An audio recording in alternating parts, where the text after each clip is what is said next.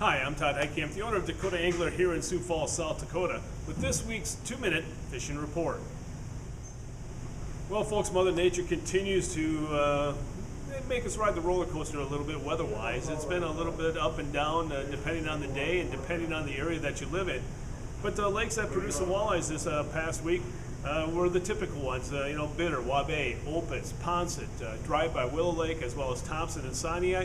But everyone's really concentrating on the perch bite right now. It definitely seems like with the cooler water temperatures and that, the perch is starting to school up and the perch bite is starting to take off. And a lot of guys, and what they're using to catch the perch, are using a lot of drop chain lures, tungsten jigs, just to get down as quick as they possibly can. Bait-wise, small minnows, waxworms, maggots, as well as Belgian worms work really well. And the lakes that produced perch this past week included Big Stone, Henry's, Wabe, Ponset, Dry Lake by Willow Lake, as well as Thompson, Albert, Madison, and Island. And that's just to name a few. There's more and more, and each day changes as the weather improves. So again, get out there and enjoy the perch bite, because right now it's going to continue to get better week after week.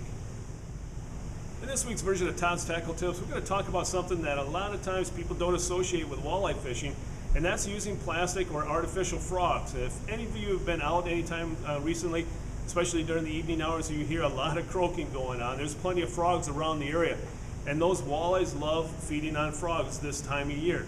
So don't be afraid to use artificial baits, such as artificial frogs. We have plenty of them on hand here, whether or not you're talking from Booyah or Savage Gear or Lunker Hunt.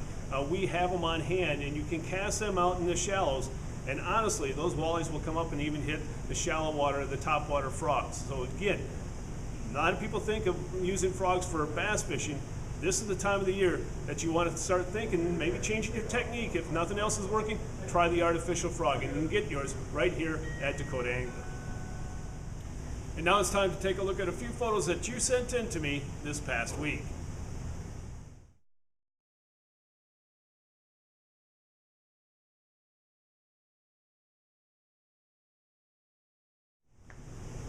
And remember, folks, if you'd like your photo included in next week's version of the 2-minute fishing report, please send it to me. Send it to todd@dakotaangler.com or post it to our Facebook wall, and if I use your photo, your name will be entered into a monthly drawing for a $25 gift certificate. And folks, before we end this week's report, I want to remind you to continue to mark your calendars and spread the word for us for the Dakota Angler Ice Institute, November 8th through the 10th.